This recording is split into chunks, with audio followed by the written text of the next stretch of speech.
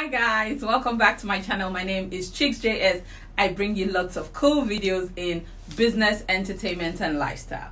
Today's video is one that is really exciting for me to speak about. Those of you who know me, you know that I am quite the business girl. I love to share business nuggets, and I just basically love to share my experiences with people as well as helping other brands. Now, disclaimer, this story is not in any way to brag, but just to inspire, because I learn a lot from a lot of people. In fact, now in my Instagram timeline is just like people who motivate me and businesses and platforms that I can learn from. So I thought today, let me share my own story. Maybe it might inspire somebody or encourage that time waster sitting down there to get up and move. So if you haven't subscribed, now is your chance. Click that button. Trust me, I am all you need, from business to lifestyle to entertainment. I got you. So let's give you a little background information about myself. Back when I was in school, I mean secondary school, I've always loved to do the whole buy and selling, find out what's happening, who is selling what and hook people. So let's just say I've always been the plug. Fast forward to when I was in university and I could travel out. So I always used to travel, and whenever I see things that would be nice, I'll come and sell to some of my friends in school. That's what I've just like always done, but not fully, just a few things, 1, 2, 3 things that I'll see and I'll be like, oh, I could make some money off this. So I actually used to do that. Eventually I went to the UK for my master's, and when I started doing my master's was the very first time that I could say, oh, I actually made a tangible sum from being in the fashion business. So all those times there was no parent that would be buying me ticket to fly to Nigeria during the summer holidays or anything. I had to do it all myself. So I knew that I had to make money to be able to fly to Nigeria back and forth, because I was that Nigerian girl. Once I had any break from school, I really wanted to come home. So what I used to do is I would buy things on sale. Like, then the sales were so crazy. They're not as crazy nowadays. I guess it's recession. Anyways, so I used to buy dresses even as low as one pound in Primark, and I would come to Nigeria and I would sell them and just make enough money for my ticket. I was doing it because I was on a mission. I wasn't doing it because, oh, this is going to be my means of survival or anything. I was doing it because I needed that extra cash that would see me through school, or that would just help me afford a little bit of, you know, my excesses here and there. And that was all it was to me. So fast forward to, I moved back to Nigeria. First, I was in a consulting agency that I started with my partner, but I was also running a fashion business. While running this fashion business, this business is luxury retail, by the way. It's not like my conventional buying and selling. It was luxury retail, but it really opened my mind to the possibility of running a fashion business. Even though it was upscale and it was like quite high end, I learned a lot about, first of all, being in a very beautiful space, how that space can kind of influence the people that come there so that they can spend money, how to keep that space the same, how to deal with those customers, because these are like high net worth individuals, so you need to talk to them a certain way, how knowing about your products can actually help you. So I was so intrigued and captivated by that world that I was literally sucked into this fashion game, and a part of me was already like loving it. Like, I loved working there. Not that I wanted to delve into the fashion business myself, but I had a lot of friends that were doing fashion. I had people who were close. My closest friends were all into the fashion business. So at some point I just decided, okay, I might as well just start. I like this thing, and they've always encouraged me that go on, do it. Every time I mention it, that, oh, I really want to do this buying and selling, they're like, just go ahead and do it. So keep friends that encourage you, that push you. So I'm like, okay, oh well, I will. So I told a friend of mine who was going to Turkey to shop for her own store that I needed to buy some things for my store, and because I was working, I said, please, I'll just give you money to buy for me. Back then, this was like about 5 years ago. So I told her that, okay, I'm going to give you some money. This money that I'm talking about is the $200 in question. I was just going to give her, change my salary that I was getting and give her $200. So the time came for her to travel now. Shout out to you, Ronke. Ronke Ashabi, I love you. You're my G. So anyway, she was traveling and she was like, oh, Chika, bring that money now. That I'd agree that she will shop for me. And trust me, that's when the whole self-doubt kicked in. I began to say, oh no, I'm not really ready yet. I think I'll just wait till the next time. And she was like, no, you've said this for the longest time, so what is stopping you now? I even gave her one story then that we had like a dilemma, a family. It was actually happening, but it wasn't enough for me to stop somebody from buying something for me. But it was just self-doubt. Now when I look back, I was just scared. I had cold feet when I was just about to start for nothing. Nobody will beat me, nothing. So she just kept on pushing me and encouraging. You have nothing to lose. Buy what you need to buy. You will sell it at your convenience. You will just put it online. People will see, people will buy it. But she was really pushy, and that was the reason why I now said, okay, oh well, I'll send you the money. This was, as at the time, $200. I'll never forget. It was a week before Valentine, around my birthday period. My birthday is February 7th.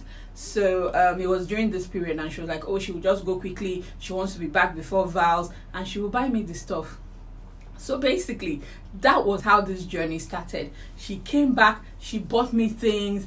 As at the time, I wasn't even thinking that, oh, somebody should wear the clothes. I wasn't even thinking, oh, how was I going to showcase it? I didn't think about it. So I know that the first few, I wore them myself and I put them on Facebook, and people were already asking me how much. So I was beginning to sell them, and then I realized some of them were not my size. I couldn't wear all of them. So I'm just like, okay, let some people wear. I recall I bought like from 12 to 18. As at the time, I was like a UK 16. So I'm like, so there are some other ones that we don't have someone who will wear. Who can help me wear this thing? My best friend as at the time, Antonia. Shout out to you, all my people that got me from inception. She was my model, and this made a whole lot of difference because we did a shoot that was like seemingly more professional than what I'd been doing. Not like looking back now, it was such a crappy shoot, but anyway, she looked so fabulous. She wore the dresses, and voila, that was it. Before you knew it, I had sold almost everything I had. And because I had bought like just so little, before you know it, it's already gone down. And when people come and they see that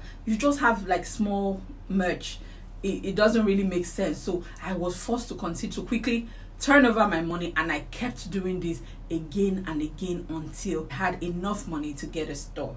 Now, to me, the reason why I decided to get a store, I'll tell you, I could have still continued online and I would have been doing okay. But however, the reason why I decided to get a store was because customers now began to ask me, do you have a place? At first I used to tell them no, but because I really wanted to sell, I'll not tell them, oh, I do have a place, come to my house. But then I realized that it wasn't quite convenient coming into your house. They're looking around, I just have one rack with the clothes, and the person is looking at me like, okay, yeah, is this it? Is this all you have? So that began to make me feel uncomfortable. So I thought, if I just add more money to this and arrange it in a shop, that would be a good idea. So I decided the first thing, I didn't think, I didn't have any experience. I went to go and get one shop that was like second floor. For people to come upstairs was literally a problem, to be climbing 2 floors up. But hey, some people still came, and I made enough money to move into a seemingly bigger space, bigger than that. But this time I'd learned my lessons. It wasn't going to be 2 floors up, it was going to be ground floor. So now I was on the ground floor, and by this time I decided to stop working. Not because I was just selling clothes, but I was also a makeup artist, and that was already paying me enough money. So I just thought, please, let this job. I have my own fashion business now because I actually loved doing something in fashion. So now that I have my own fashion business and I have makeup, I'll be fine. I don't really need to work. So I stopped working and I started doing both makeup and the fashion business. Now, let's talk about the turning point in my fashion business. At this point, while I was working, the money I was making for my fashion business was just maybe like 200k. This was like the first year of my fashion monthly, and for me that was more than enough money from a side gig. So I just thought, why not? I'll make 200k every other month. It was extra money and it was enough for me. But my business took a big turning point the next year. This was like a year after I started the business. Wait, let me sip my drink.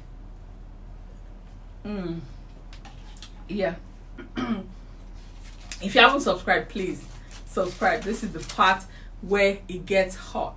So now this turning point was like in layers. So this is me in my small shop. I was doing makeup. It was okay, but one thing I realized, I also love makeup, by the way. I love doing makeup, but I was passionate about makeup. I loved it. I loved the people that I was meeting. I had such great friends from doing makeup. I actually loved every bit of it. But one thing I knew was that I was spreading myself too thin. Like on a day, how many brides can you do? So for me, makeup wasn't scalable. I'm somebody that when I'm doing something, I like to see the what's that thing called, multiplication effect. I need to be able to know that, okay, I have now stabilized to a point where I can take XYZ client. I am that person. I need to be able to calculate that, okay, if I'm making this now, in 3 months I will be making this. Or I like that, predictability, if there's a word like that, in whatever I do. I like to be able to project. I like to be able to scale up. That's what it is. So with makeup, I couldn't really do that because the business was dependent on me. And max, if I do 3 people in one day, I'm already exhausted and tired, and I'm just like, please, is enough. The days that I have like a bridesmaid squad, and even with an assistant, I'm like exhausted by the time I've done 8 people in one day. I'll just go and sleep, and that's it. Like, I'll barely be able to talk. I'll be tired. So I knew for sure that makeup wasn't scalable. What was scalable would have been product, which I'm still eyeing. But as at the time, I neither had the capacity nor the finance to be able to push that project. So I just decided, why not put this makeup thing aside and focus on clothes? And don't forget, I come from a luxury retail background where I absolutely loved the space I was working. So not working there was already making me think, okay, so what next? Is this all? Just this my small column shop? I'm sure I can do a lot better. I began thinking about it. Then again, I had to call another friend because I had seen a space which was way bigger than where I was. I knew that I couldn't afford this space by myself. However, my mind was there. I really wanted a bigger space. I was thinking of how many things I could do with a bigger space, how my clients were going to be much more comfortable. So I kept on eyeing this space. Like, my mind, body, and soul was there. And when I called my friend, who was like, he's also in the fashion business, by the way, I looked up to him. He was really passionate about the industry. He is really passionate about the industry, even though I tease him now that he's lost this team. But yeah, so I called my friend. I'm like, please, man, I don't want this space again. I want a bigger space. He said, no, you don't expand too fast. That because you need to be able to look at what you're making now and your space. Even if you are making more, there's no point accumulating bills. Again, I've told you, watch the people that are in your circle. Make sure that you have friends that tell you the truth, that encourage you, and don't just leave you to act crazy. So anyways, I told my friend Okwe that please, he was like, okay, he's going to come and have a look at the space and see maybe it's the way it's arranged. Maybe I can do better with the arrangement, just to give me more room, just because I was feeling choked up and I was just done with that space. I felt I wanted a bigger space, but the space that I saw, I couldn't really afford it. So I told him, come, let's see this new space tomorrow and look at my old space and see. By the time he saw the new space that morning, we had gone for a viewing. He didn't even bother to go and look at the old space. He was like, this is a no-brainer. It's a great deal. I hear you that this space is big for you, so let's split it. He already had like a couple of stores. He has a chain of menswear clothing. So he was just like, oh, I already have a chain, but I don't have anything in your neighborhood, so this might be an opportunity to open this part, so I'm going to share this space with you. This was all the assurance that I needed to take the plunge, because I knew for sure you need to always know where you are, know where you stand, understand yourself, understand your finances. I knew that I wanted a bigger space, but I also knew that I couldn't afford just any big random space, so I had to call on somebody, and we both decided to share the space. And hey, I revamped my store. From that small space, there was a lot of work to be done, but I was finally able to find balance. Coming from a luxury background, of course my store is not a luxury store, but I finally got a store, or did up a store that I was proud of, somewhere I could be comfortable, somewhere that when my clients came in, they will also be comfortable. And now, finally, the final turning point moment. So it was this week where I think this was now by the 2nd year. So by 2 years into my business, I had already moved to a bigger space. So by this time, I'd already tripled my income from what I was doing before. If I was making 200, by the time I decided to move to this new space, I was already making like 600 in a month in profit from my business. So I just said, okay, I was ready and I was comfortable, and I moved. So by the time I moved to this new space, this is like the biggest turning point. This was literally it. So it was December, January holiday. You know that January 1st holiday. So because it was the holidays, I usually do this thing where I inherited it from my previous luxury business. So we used to be off the entire first week of the year. So I'm like, okay, let's be off that week. Let everyone go home, because hey, it's the holidays. You've worked all year. Why not have this first week in January off? We can rest and then resume 2nd week in January. So my friend who were now sharing this space together now keeps on calling me, because he pops in once in a while to send out orders. He's a bit of a workaholic, so he comes into the store, and he was like, the first time he had called me, I'm like, oh, I'm in your store, there's a lady who wants to buy something. So I'm like, okay, don't worry, I'm coming. I told my staff not to open. It was already like, oh, are you crazy? People are going back to work, blah blah blah. I'm like, please, let's rest, it's first week. So I'm like, okay, since my house is not far from the store, I will come in to attend to the customer. So this is me. I came in, attended to one customer, attended to the next customer, attended to the third customer, and guess what, that week was like super busy. So I just stayed in the store. Instead of getting my staff to come in, I stayed in the store, and it really opened my eyes to the potential of my business. I've just always all along looked at my business as a side gig and something that was bringing me extra income. I actually did not see the potential of that business until that week. In fact, at this point that I was talking, I had not actually seen potential that I thought that I was. Now eventually the day for my manager to come in. When she comes in looking tired, haggard, unkempt. I'm like, what's happening to you, madam? And she's like, oh no, I didn't sleep. I went out. Like, she just gave me some excuse. And I'm like, so what is the point of having you go home? You look tired. You look like unkempt. Just go back home and rest. I will handle my store. Don't worry. Because typical me, I'll just say, oh, she's here, and I'll just be in the background. I wasn't really involved. But as she left, I decided that, okay, let me start taking pictures of my thing myself. I was putting the outfit together. I was putting colors together. I was combining things. Like, I put in an extra effort apart from, oh, same old pictures that we did of the shoot of my friend Antonia, putting it every day, no changes, nothing. It was just basic things I was doing. But at this point, because I was paying more attention, I actually paid attention to the content that I was putting out. Not only did I pay attention to the content, I decided, oh, I've heard about these ads, let me promote it. And people, I will tell you for free that what I was making in a month from the previous month, in 1 month, I was able to make ×4 of that amount. 1 month of me managing the store myself. And this was when I realized, oh, this fashion business is not a joke. So this is how I literally turned my business around. I began to earn so much more that even I couldn't believe that, oh, so this is how these things work. And I'm also motivated by results. The more I was seeing those results, the more effort I began to put into the business. I hired the right people, and I just began to like pay more attention. In my next video, I'm going to tell you people the different steps that I took that made a big difference in my business. I've told you a couple of things that I did, which is basically promote this, or take more pictures or content, but I'm going to go deeper into the steps that I actually took that made a big difference. My income went from like a 600K to almost 3 million monthly, and that is because of the steps that I took. So I'm going to let you know what the different steps you need to employ if you are running a fashion business from experience. So quick recap about today's video. There are things that you should always know. These are your take home if you're about to start a fashion business. Number one, self-doubt is real. Stop doubting yourself. You can do it. I know a lot of people say everyone is doing it, there's no space, but trust me, there's a way you can do it and you will stand out. And like I said in subsequent videos, these are the things that I'm going to share with you. Number two, start with what you have. Remember, my journey is not about how much you have. I had just $200. As at the time, dollar was like 360 or so. So this is like 72,000 naira or something that I started this business with. And it was just the amount that I needed to just take that plunge, take that leap of faith, as they say. So please start with what you have. Trust the process. You will make mistakes.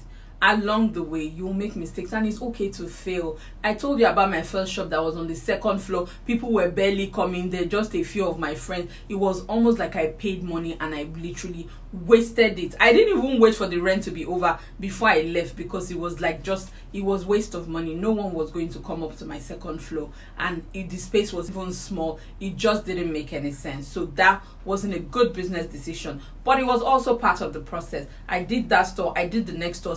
This store that I'm in is actually my 3rd store, but I have no regrets because it is all part of the process. So please trust the process. Everything is work in process.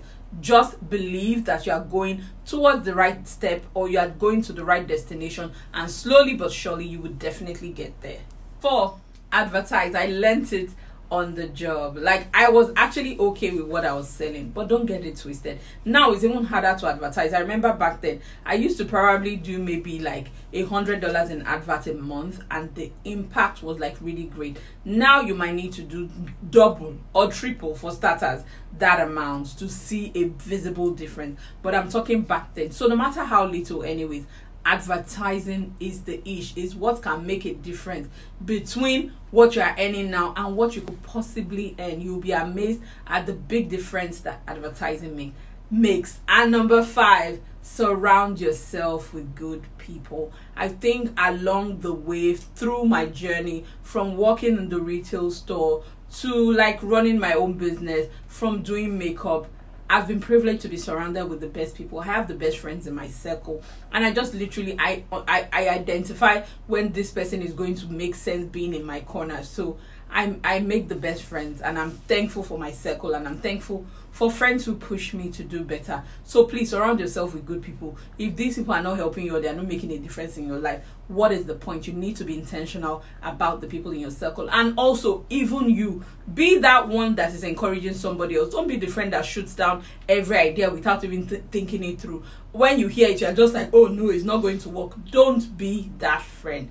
Be a friend that uplifts the next person, that friend that holds up the other person. And I have been blessed to have those sort of people in my circle, and I want you to be intentional about doing that as well. Like I said, I will actively explain the steps that I took that made my business just fly up as it is. You can do it if I can do it. Forget the fact that there's so many people in this fashion space. If you follow this channel, I will give you some tips and tricks that will make you stand out and just basically thrive within the fashion space. Thank you so much if you watched this video to the end. I talked a lot, gosh. Anyways, thanks guys. Again, my name is XOXO. I am actually XOXO everywhere. Please feel free to subscribe to this channel. Give me a thumbs up. Share this video with that your doubting friend, doubting Thomas. Just basically share the video. Is a way to also encourage and help your friends. If you have any questions, feel free to ask me in the comment section, or if you have any comments, let me know. What are the challenges that you faced in running your business, and what are your own experiences as well? Thank you so much for watching this video, and I'll see you in my next video. Bye guys.